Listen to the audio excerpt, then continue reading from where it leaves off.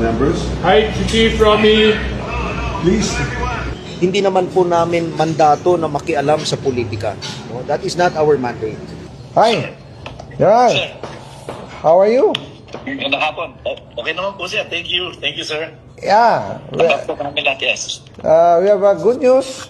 Kinuto ko sa iyo kanina. We just finished signing the bicameral conference with the senators and congressmen.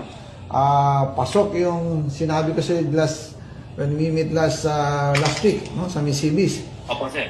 Okay, naipasok lahat, additional of 8 billion. Nauna yung 8 billion sa HGAB. Now, naipasok ulit namin another 8 billion. That's 16 billion. So, total yung buong 350 pesos na... Can I take a video of you sir? Sure.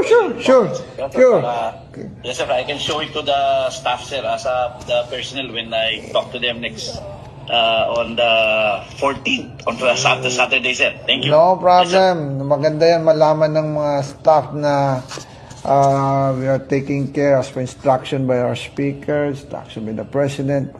On Wednesday, and the president will sign it into law. That is as good as gold. Mabuhay ang AFP. Mabuhay kayo lahat. Okay.